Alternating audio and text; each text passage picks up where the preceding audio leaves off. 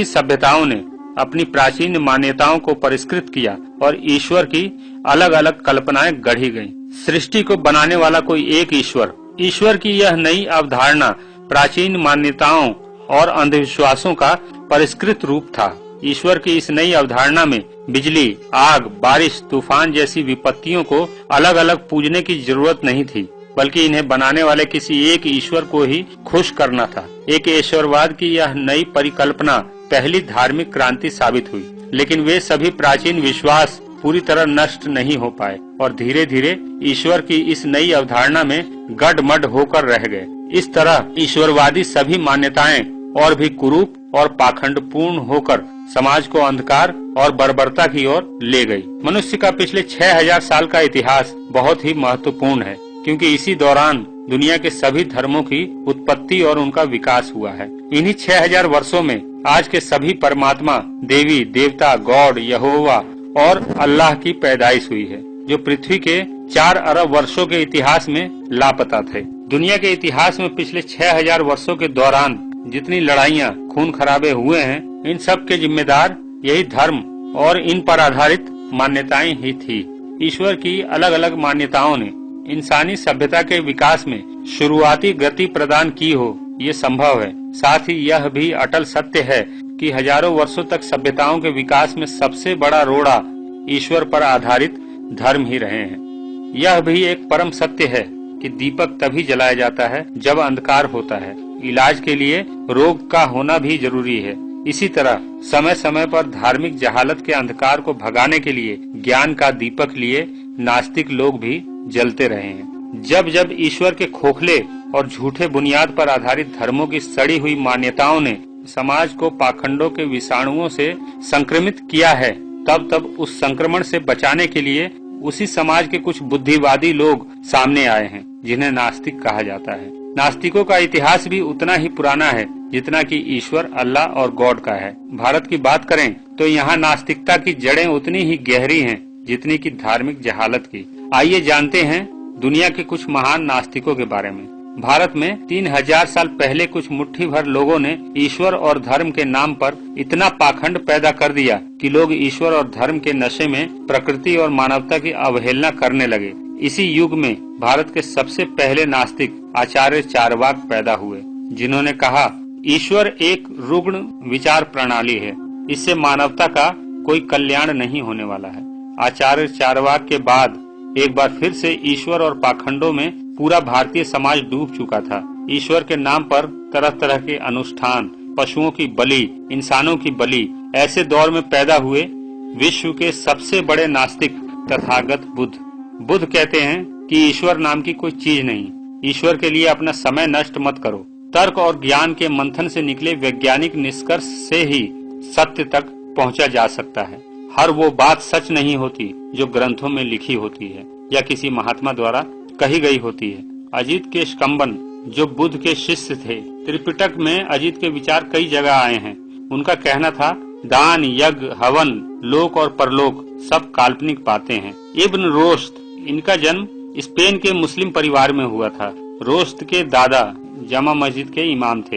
इन्होंने अल्लाह के अस्तित्व को नकार दिया था और इस्लाम को राजनैतिक गिरोह बताया था, जिस कारण मुस्लिम धर्मगुरु इनकी जान के पीछे पड़ गए थे। कोपरनिकस, इन्होंने धर्मगुरुओं की पोल खोल दी थी।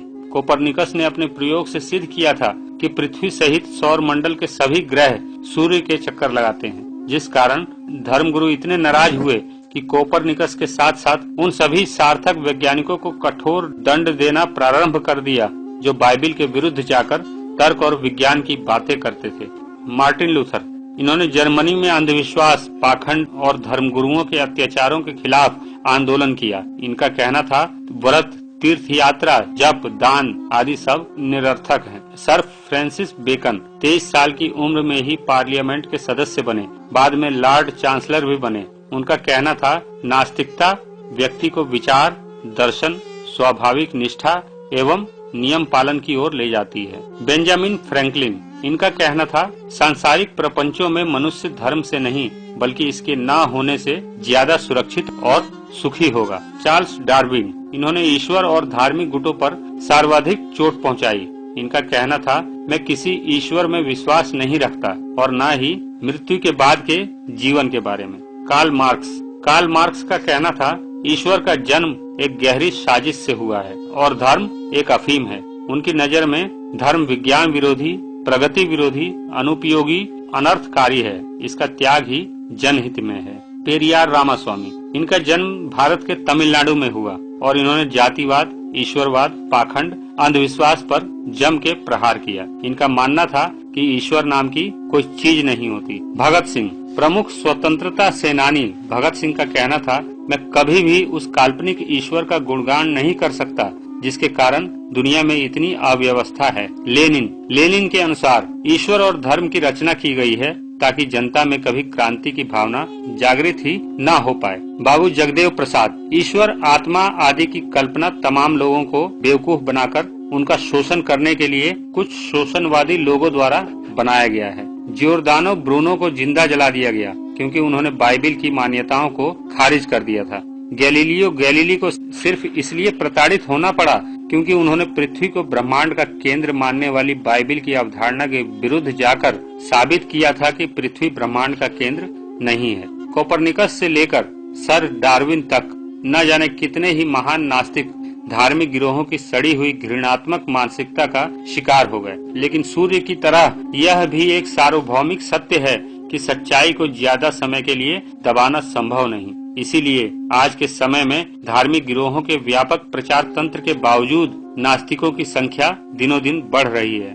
कैलिफोर्निया में क्लेरमोंट के पिट्जर कॉलेज में सामाजिक विज्ञान के प्रोफेसर फिल जकरमैन कहते हैं, इस समय दुनिया में पहले के मुकाबले नास्तिकों की संख्या बढ़ी है और इंसानों में इनका प्रतिशत भी बढ़ा है।